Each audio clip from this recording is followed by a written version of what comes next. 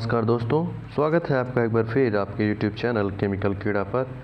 आज हम लेकर आए हैं आपके लिए केमिकल टेक्नोलॉजी का एक बेहतरीन एपिसोड, जिसमें हम आज अमोनिया के बारे में पढ़ेंगे। अमोनिया प्लांट में अमोनिया कैसे बनता है। तो आइए हम शुरू करते हैं। टेबल ऑफ कंटेंट्स में क्या है? इंट्रोडक्शन है, chemical properties, raw material, chemical reaction, method of production, flow sheet, process description और यूजेज ऑफ अमोनिया के बारे में आज हम डिटेल में स्टडी करेंगे। तो आइए सबसे पहले हम देखते हैं introduction. About 90% of ammonia production is used in India for fertilizer. In this country, agriculture plays a predominant role with about 60% of the population employed therein. Exports of agricultural product will be the principal source of foreign exchange needed to import capital goods for industrialization for some years to come. Thus, the attainment of a higher national income is closely linked to agriculture. The soil have become highly deficient in growth elements NPK from continual cropping without replacement, and heavy monsoon rains causes rapid leaching. Thus, fertilizer addition on a planned basis is the only way to increase agriculture productivity. The emphasis and priority on fertilizer production and the importance of nitrogen industry should be obvious. इसके कहने का मतलब ये है कि जो भारत में 90% जो अमोनिया का प्रोडक्शन भारत में जो होता है वो फर्टिलाइज़र के लिए होता है, और भारत के लगभग 60% लोग ऐसे हैं जो कि खेती के ऊपर निर्भर रहते हैं। भारत में बार बार खेती करने की वजह से जो खेतों की उर्वरकता है वो घटती जा रही है दिन प्रतिदिन। इसके लिए हमको जो सॉइल है उसमें NPK की मात्रा घटती जा रही है, जिसके लिए हमको NPK के प्लांट्स लगाने पड़ रहे हैं। और चूँकि भारत का जो अधिकतम इनकम का सोर्स है वो एग्रीकल्चर है, इसके लिए हमको इसको बढ़ावा देना बहुत आवश्यक था। आइए हम देखते हैं केमिकल प्रॉपर्टीज़ के बारे में कि अमोनिया की केमिकल प्रॉपर्टीज़ क्या क्या है। जिसका केमिकल फार्मूला होता है NH3, मॉलिक्यूलर वेट होता है 17.03, melting point -77.7 degree centigrade, boiling point -33.3 degree centigrade, और सॉल्युबिलिटी इसकी कम्प्लीटली सॉल्युबल होता है ये वाटर में। रॉ मटेरियल इसके देखते हैं। हाइड्रोजन और नाइट्रोजन इसके रॉ मटेरियल हैं। हाइड्रोजन हमको 3 मोल चाहिए, नाइट्रोजन हमें 1 मोल चाहिए, और इसमें कैटलिस्ट जो यूज होता है वो Fe2O3 होता है। इसका केमिकल रिएक्शन है N2 + 3H2 मिलके 2NH3 बनता है।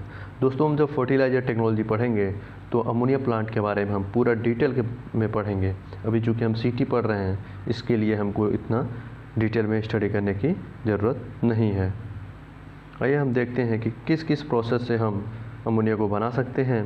तो इसमें हमारा हैबर प्रोसेस है, जिसके थ्रू हम अमोनिया का प्रोडक्शन करते हैं, और इसमें हमको आयरन हमारा कैटलिस्ट यूज होता है। आइए देखते हैं हम कि इसको कैसे बनाएंगे।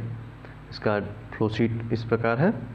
प्यूरिफाइड अमोनिया सिंथेसिस गैस में 1 मोल हम नाइट्रोजन लेंगे और 3 मोल हम हाइड्रोजन लेंगे, जिसको हम क्या करेंगे, सबसे पहले हम कंप्रेसर के थ्रू कंप्रेस करेंगे।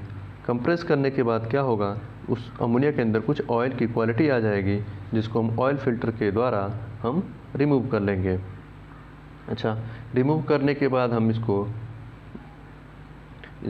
फीड गार्ड में, जो ये इसका फीड गार्ड कन्वर्टर है, फीड गार्ड कन्वर्टर में हम इसको भेजेंगे, जहाँ पर कन्वर्ट हुआ CO, CO2, CH4 और H2O, H2S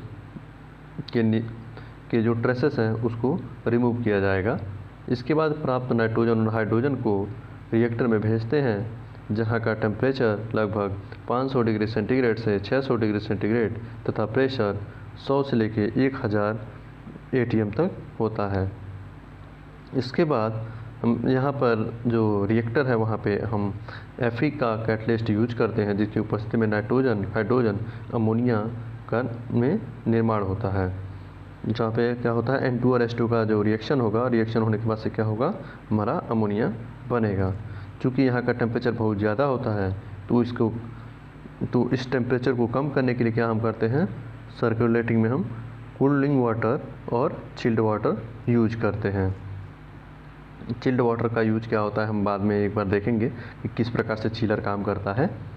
इसके बाद हम नाइट्रोजन और हाइड्रोजन को, अमोनिया को सेपरेट करते हैं। सेपरेटर में ले जा करके वहाँ से अमोनिया को प्रोडक्ट के रूप में स्फेरिकल टैंक में रख दिया जाता है, तब बचे हुए नाइट्रोजन और हाइड्रोजन को अमोनिया रेफ्रिजरेंट में भेज दिया जाता है, जहाँ का टेम्परेचर -15 डिग्री सेंटीग्रेड होता है। वहाँ से अमोनिया का कुछ भाग लिक्विड के रूप में प्राप्त होता है। बाकी बचे हुए नाइट्रोजन और हाइड्रोजन को सेंट्रीफ्यूगल रिसर्कुलेटर के द्वारा पुनः रिसाइकिल करने के लिए भेज दिया जाता है। इस प्रक्रिया से लगभग 8 से 30% तक अमोनिया का कन्वर्जन होता है और जो हमारा यील्ड प्राप्त होता है वो 85 to 90% प्राप्त होता है। दोस्तों, इसमें एक क्वेश्चन ये आता है कि इसको स्फेरिकल टैंक में क्यों यूज किया जाता है।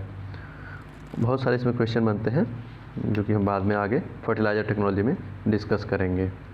आगे इसका डिस्क्रिप्शन जो कि लिखा हुआ है हमने कि अमोनिया सिंथेसिस गैस 3 मोल प्योर हाइड्रोजन 1 मोल लेते हैं, इसे कंप्रेस टू द ऑपरेटिंग, जिसको मैंने हिंदी में बता दिया है उसी का ये इंग्लिश में है, आप लोग पढ़ लीजिएगा इसको अगर आपको पढ़ना होगा तो।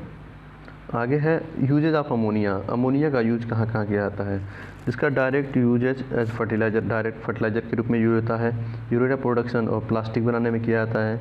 अमोनियम फॉस्फेट बनाने में किया जाता है। नाइट्रिक एसिड बनाने में किया जाता है। अदर केमिकल्स में बनाने में किया जाता है। दोस्तों, आप लोग इस वीडियो को पूरा देखिए और अगर कहीं पे कोई भी डाउट हो तो आप हमें कमेंट सेक्शन में कमेंट कर सकते हैं। बाद में जब हम फर्टिलाइज़र इंडस्ट्री के बारे में हम पढ़ेंगे तो फर्टिलाइज़र के बारे में हम पूरा टोटल वीडियो जितने भी आते हैं अमोनिया प्लांट, यूरिया प्लांट, उसमें सब में के बारे में डिटेल स्टडी करेंगे। पूरा वीडियो देखने के लिए धन्यवाद। इस वीडियो को प्लीज़ लाइक करें, कमेंट करें, अपने दोस्तों में शेयर करें। धन्यवाद।